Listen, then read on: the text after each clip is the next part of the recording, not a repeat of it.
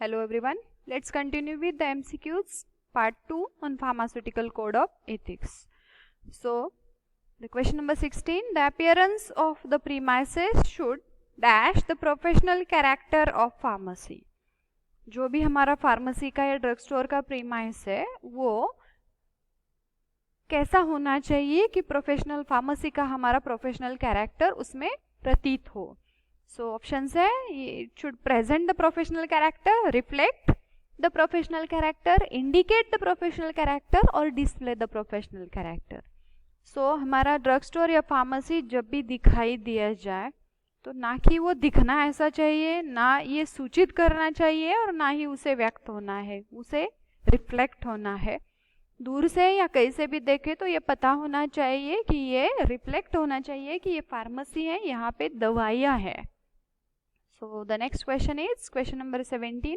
A pharmacist should not show any dash on his face while handling the prescription.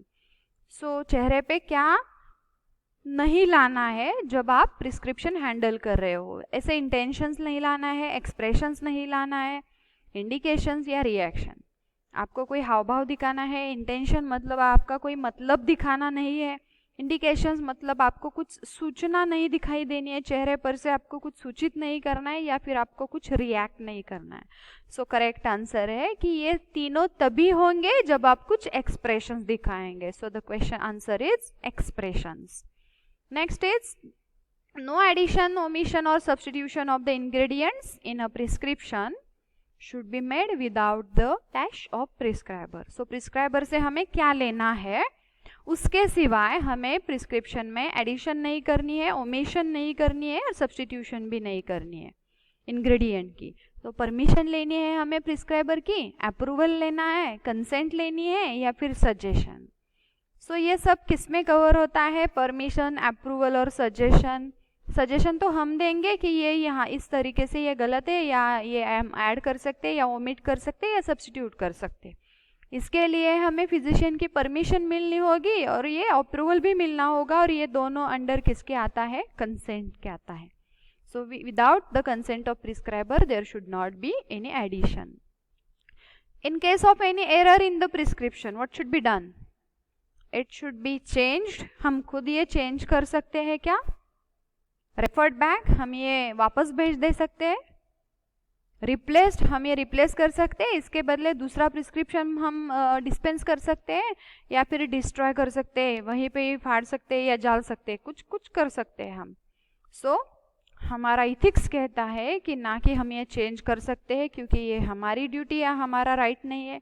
हम ये replace भी नहीं कर सकते हैं. हम एक काम कर सकते हैं, अगर पूरा प्रिस्क्रिप्शन या कहीं पे भी एरर है तो हम ये फिजिशियन को कंसर्न करेंगे और वापस भेजेंगे. So correct answer is refer back. Question number 20. While imparting what the incharge pharmacist should see that trainees acquire sufficient technique and skill. कौन से समय में, कौन से वक्त में, सेमिनार देते हुए, वर्कशॉप में, प्रैक्टिकल ट्रेनिंग के समय या फिर डेमोन्स्ट्रेशन के वक्त. जो फार्मेसी का या ड्रग स्टोर का जो इंचार्ज फार्मासिस्ट है उसे क्या ध्यान में रखना है कि जो भी ट्रेनी है वो सही नॉलेज और पूरा नॉलेज और स्किल लेता है या उसे मिलता है या नहीं. किसके दौरान, सेमिनार के दौरान, वर्कशॉप, प्रैक्टिकल ट्रेनिंग या डेमोन्स्ट्रेशन. तो फार्मेसी या ड्रग स्टोर में तो सेमिनार नहीं रहता है, ना कि वर्कशॉप रहता है. डेमोन्स्ट्रेशन वहाँ पे नहीं हो सकता या होता है फिर भी वो ऐसा नहीं है कि वहाँ पे सफिशिएंट टेक्निक या स्किल सिखाना इंचार्ज का काम है, वो तो कंपनी के मार्केटिंग रिप्रेजेंटेटिव सिखाएंगे. तो करेक्ट आंसर है प्रैक्टिकल ट्रेनिंग जो कि हम ड्रग स्टोर या फार्मेसी में लेते हैं, तो वहाँ पे इंचार्ज की रिस्पॉन्सिबिलिटी है. Next question, question number 21. Prices of drugs and medical preparations charged from customer should be.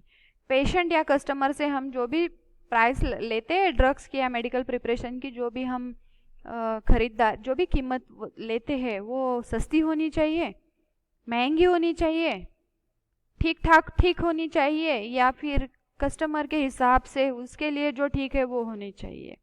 Number 1, सबके लिए सब दवाएं सस्ती नहीं हो सकती, मतलब सब ब्रांड एक जैसे नहीं होते, सब दवाइयों के दाम एक जैसे नहीं होते, तो ये सस्ता, ये ऑप्शन सही नहीं है. कॉस्टलियर, ये तो किसी को भी रास नहीं आएगा कि दवाइयाँ महंगी हो। फेयर, हाँ ये फेयर होनी चाहिए, मतलब सभी तरीकों से ये ठीक होनी चाहिए। इकोनॉमिकल, ऐसा नहीं है कि हमारे पास पैसे कम है तो इसकी कम दवा में बेचो, कम दाम में बेचो, मेरे पास ज़्यादा पैसे है तो मुझे ज़्यादा दाम में बेचो, ऐसा नहीं हो सकता।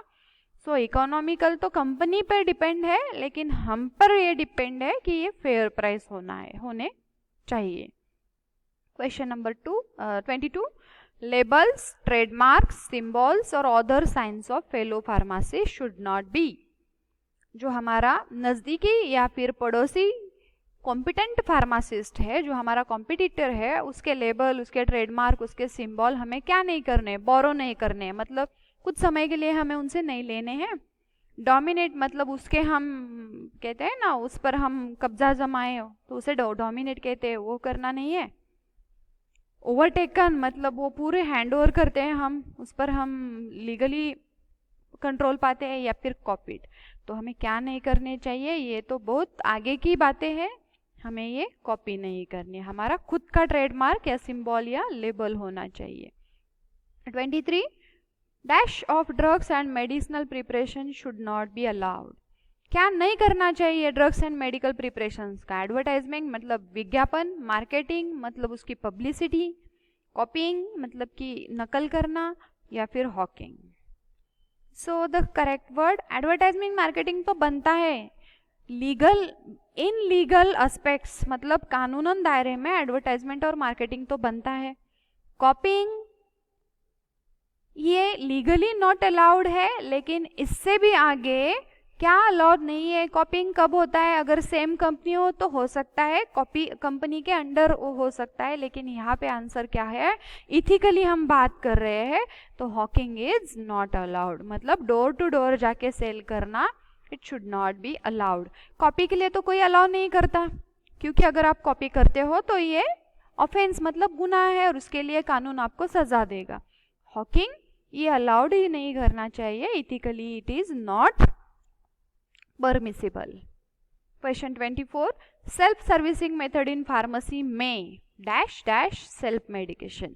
So फार्मेसी में अगर सेल्फ सर्विस मेथड आ जाए तो ये क्या कर सकता है? सेल्फ मेडिकेशन डिस्करेज कर सकता है, एनकरेज कर सकता है, इम्प्रूव कर सकता है, या फिर इंक्रीज कर सकता है। तो क्या कर सकता है? इंक्रीज कर सकता है, ऐसे हम नहीं बता सकते, क्योंकि हर एक को सेल्फ सर्विस मेथड अच्छी लगे ऐसा ज़रूरी नहीं है। इम्प्रूव करने के लिए ये सही है या गलत है, ये बात है, और self service method in pharmacy ये गलत बात है। सो ये डिस्करेज करता है तो नहीं, ये तो हमें प्रोत्साहन देता है। अगर मुझे सेल्फ सर्विस मेथड मिलती है तो मैं फार्मेसी में जाके मुझे जो दवाइयाँ चाहिए वो मैं ले सकती हूँ, मुझे ना किसी को कुछ बोलना है और ना कुछ एक्सप्लेन करना है। सो ये क्या कर सकता है? एनकरेज कर सकता है, जो सही बात नहीं है पेशेंट के हेल्थ के लिए। नेक्स्ट क्वेश्चन, डैश और अंडर हैंड एग्रीमेंट मतलब कि अंडर हैंड एग्रीमेंट का हमें सिनोनिम बताना है इधर पे। With any physician shall be awarded by pharmacist, clandestine, malpractice, corruption और commission. So what is the another name for under hand arrangement?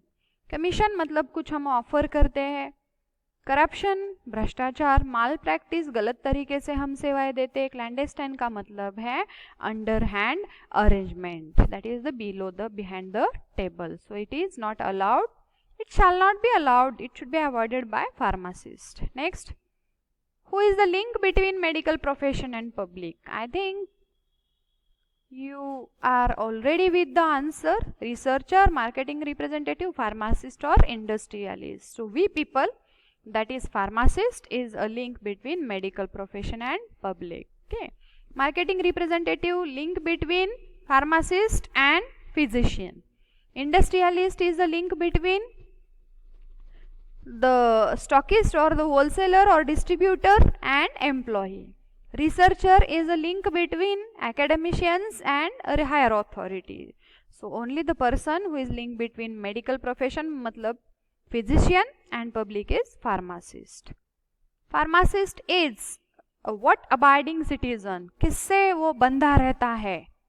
बंधा मतलब बाइंडेड रहता है लॉ से, माल प्रैक्टिस से, करप्शन से या कमीशन से। तो ये 3 चीज़ों से तो कोई भी नहीं बंधा होना चाहिए किसी भी प्रोफेशन में। Obviously correct answer is law abiding citizen means law following citizen. Question number 28, a pharmacist should try to dash dash the undesirable corrupt in the profession। ये जो अनचाहा भ्रष्टाचार है, करप्शन है हमारी प्रोफेशन में, उसके बारे में फार्मासिस्ट को क्या करना चाहिए? इंक्रीज करना चाहिए, बढ़ाना चाहिए, मोटिवेट करना चाहिए, उसे प्रोत्साहन देना चाहिए, सपोर्ट करना चाहिए उसे, या वीड आउट करना चाहिए? वीड आउट मतलब जड़ से निकालना चाहिए। अब आपका आंसर शायद तैयार है, that is weed out. Next question, a pharmacist should have a fair knowledge of dash of the state and nation। अपने राज्य या किसी भी राज्य और अपने राष्ट्र या अपने देश के जो भी डैश डैश पर्टिकुलर है उसका पूरी तरह से नॉलेज होना चाहिए फार्मासिस्ट को। तो किस बारे में? Borders of state and nation, history of state and nation, geography और laws.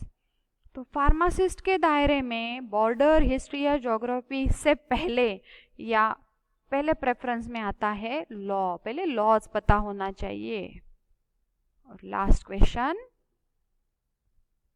Dash dash deals with right and wrong. What? Law, act, ethics और रेगुलेशंस। हमारे टॉपिक का नाम है pharmaceutical code of ethics. So law हमें right wrong नहीं बताता, law सीधे तरह से बताता है ये करोगे तो ये रॉन्ग है, रॉन्ग करोगे तो पनिशमेंट होगी। एक्ट, लॉ एक्ट में आता है, रेगुलेशंस एक्ट में आते हैं, और एक्ट हमें प्रोविजन बताता है और प्रोहिबिटेड एक्टिविटीज बताता है। और अगर प्रोहिबिटेड मतलब मना की गई चीजें हम करते हैं तो उसके लिए पनिशमेंट, ये सब कौन बताता है? एक्ट बताता है। सो correct answer is ethics which deals with right and wrong. Ethics हमें बताता है कि क्या सही है और क्या गलत है। So these were multiple choice questions on the topic pharmaceutical code of ethics. अगला वीडियो हम देखेंगे non new topic, that is the pharmacy act 1948। Thank you so much.